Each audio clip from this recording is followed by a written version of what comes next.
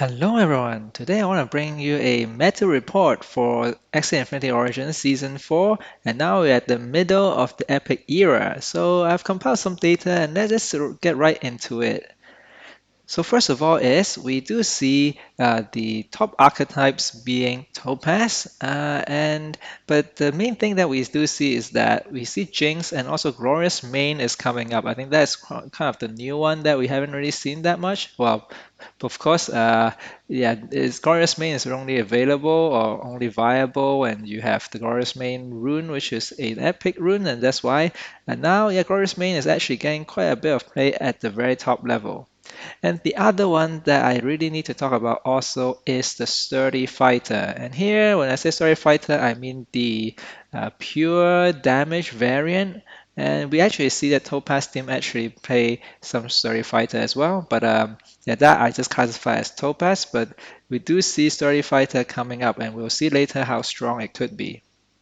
Oh, the other thing that we see a bit as well is the triple owl. The triple owl also coming up, and that is thanks to the Miracle Leaf, which of course gives bonus damage, and that scales very well with the triple owl. And of course, to get leaves, we do have the other or leaf cloak, right? That's the other epic runes, right? So you can see how epic runes can actually enable quite a number of different archetypes. So we have Glorious Mane with the triple owl, with the leaves, and the Sturdy Fighter. Okay, so if we get down to top 1000, then of course like there's less of Topaz, just because I feel like, well, Topaz is still very strong and they tend to climb to the top, and we do see quite more variety, I would say, but still it was mainly Topaz, Jinx, Glorious Mane, and a bit of Triple R and a bit of Story Fighter. Having said that, I think it's actually looking pretty good in terms of the meta, right? There's quite a bit of diversity, even though sure, still a lot of Topaz, but still, I think this is actually turning out to be a pretty healthy meta, I would say, because let's say today I play a few games, like 10 games or so, and I do fight against different, archetypes, and that is definitely a lot healthier than before, where in the rare era, at least one out of two games are probably Topaz, if not more. That just feels bad, right? Because you're just basically repeating the kind of games. Whereas now you play against different teams, you get to think more, and I think as casual players, that's definitely a lot more fun. Okay, then just quickly go through the top runes as well. So Heaven's Echoes happen to be actually like one of the rising, like the most popular rune actually in the top 100 teams. And yeah, it's not surprising because the power level is actually pretty high with yeah, just especially going with Topaz team, right? Where especially with Square Teeth, you can use a Square Teeth to just activate that, and then the rest of your axes will have bonus damage, but also it goes very well with the shield as well, because every time you play a skill card, you get a 20 shield on the other axes. And of course, with Topaz, you do have like a lot of the Innocent Lamb and Nemo, that kind of cards, right? And that actually adds up quite a bit. And Last Wish and Leech are also there as well, but you do see Sturdy Fighter, Glorious Mane being up there. And those are the archetype enabling kind of rune. And also Sturdy Fighter is not just for the pure damage variant. Actually, a lot of Sturdy Fighter is used for Topaz teams as well.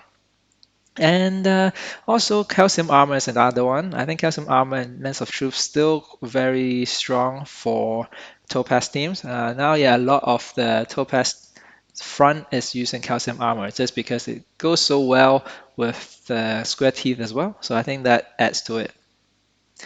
If we look at like top 200 and probably let's just go further down, top 200 you still see quite a lot of Story Fighter and Glorious Mane, but once you go further down, then yeah, those are less popular, I would say. And we see Last Wish, of course, but also Heaven's Echo, Leech, and Moonlight Thief somehow become like the more popular, and probably because it's still like historically been a good one, and people probably just picked it from experience from previous seasons. Yeah, so in terms of top 1000, then things definitely changed quite a bit as well. Heaven's Echoes really on like good for Topaz, but not for Topaz, not as good, and that's why you see top 1000 less of the Heaven's Echo. Okay, in terms of the charms, I must say, Charm of Vitality 2 is just way ahead of all the other charms. But then also, yeah, I love vitality. So I think vitality is really the key in terms of just filling up the slots. In terms of just if you have some spare PP, might as well just put vitality. One of the main reason is because Topaz tends to overkill already. So adding a bit of damage doesn't really matter, but surviving is the key. So that's why adding vitality is very important. Scorch shape is still very important. That actually shows that energy fragment is still important, right? Because of course you can just use energy fragment to keep the card, but having said that, like people still play Scotch tape for a reason, and that is because I think energy fragment is still important. Let's say for Topaz team, it will be just to get to the 4 energy, right? And for other teams as well, getting to Cottontail turn is still very important. One thing I should note is actually the Trickster card, and I feel like that is mostly because of the square teeth. There's this the top Topaz team are definitely running square teeth, and I think it's just a good combination, I would say. Okay, so I would say if I scroll down, it's going to be pretty similar, except that Trickster Star probably going to go down a bit, but you can see Vitality is still all the way up there. And yeah, even top 1000, yeah, it's just vitality, vitality, vitality, and then Scotch tape. So yeah, so vitality in this meta is yeah basically the most important thing because that's the only thing you can use to increase your HP. Of course, other than the runes as well, but yeah, just being able to survive is the key. Okay, then let's move on to look at the win rates of the different archetypes. And here you can see very clearly, really, Story Fighter is really doing pretty well. Leafy is not bad as well, but probably suffers quite a bit at the top because a lot of Topaz. But you can see Topaz, Jinx, Glorious Main, Triple R, those are all doing okay, pretty well, partly because there are a lot of mirror matches, especially for Topaz. But yeah, overall they have pretty good matchup. Jinx maybe slightly suffering, but Jinx is still pretty good against Topaz, so that's why I when like, it's still staying at about 50%. So it's I think very healthy meta right, where you can see multiple archetypes being viable. Having said that, poison not doing too well. Sustain definitely like dropped down from like last time. Yeah, and AOE also not really doing too well. But other than that, I think the rest is doing okay. So let's just actually dive into the actual like matchup. I'm not going to go into it in detail. If you want to read more, definitely check out my blog post in the description. Then I go through actually each of the um, archetype matchup as well. So yeah, do check that out. But I'll just quickly go through the main ones, I would say, and it's probably easier if I just um, go to the end where like look at the top 1000 just because like top 1000 do give more information because there are more matches, right? So having said that though, the less popular archetypes, basically the ones at the bottom and the one at the right, there's still not that many matches, so definitely won't read into those numbers too much, but for the top left is definitely worth looking at. And you can see Topaz still very strong. It suffers against Jinx, but also the new one that is coming up, and I think this is the key for, I guess, this report really, this meta report, is that Sturdy Fighter is doing very well against Topaz. And when I say Sturdy Fighter, I mean the pure damage variant, right? Meaning, yeah, the pure damage with well, actually not just pure damage, but also Piranha with the steel, HP steel as well. So basically, can basically just ignore the shield that Topaz usually get quite a lot of, and just go with the HP damage. So that is actually pretty strong against Topaz. So that's why it is going to be, I feel like, a rising archetype that people are going to play against Topaz because Topaz is still about 50% of the field at the moment. Jinx is doing well against Topaz, but otherwise, yeah, it really suffers against Chorus Main, Triple R, even Leafy. So it's really just surviving because of Topaz and also actually because of Story Fighter as well. You don't see the other archetype much, but I think Story Fighter, even though now it's not very popular, it might become popular, and Jinx might actually be a good counter. I mean, it's doing pretty well against Story Fighter, a pure damage variant.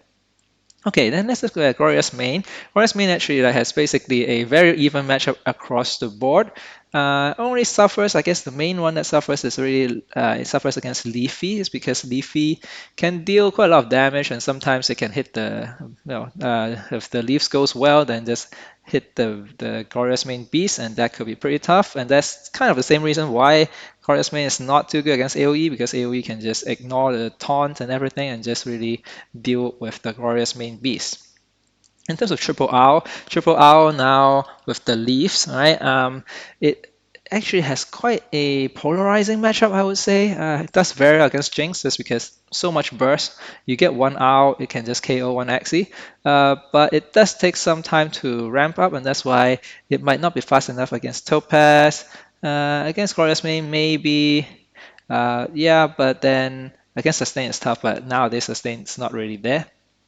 So yeah, Triple R is tough against Topaz, but quite good against Jinx. And I don't think I will go through Poison AoE and stuff because it's not that much there. Yeah, but wow, the only thing I would say against Poison is that Poison is yeah, it's in a rough spot because of it's just tough against Topaz. Um, yeah, it's just tough. I think it's good against Jinx, but otherwise it's pretty tough.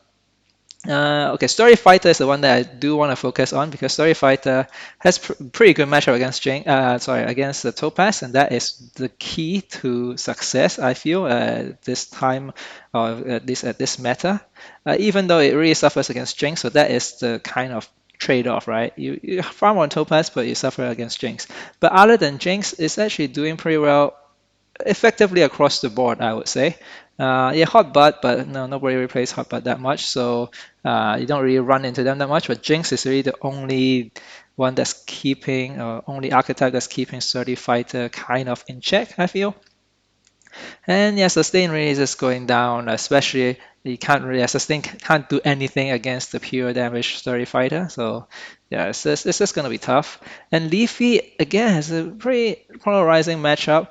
It's doing not so well against Topaz, still okay, but not so well. But it does very well against Jinx and Glorious Main as well, actually, right? So that's why I think it could be something to look out for. But doesn't really do too well against Story Fighter, so that's the downside, which I feel like Story Fighter might be the one that actually will kind of climb up to the top. Okay, and that's it for this meta report. So good luck in the arena, and I'll see you in the next video.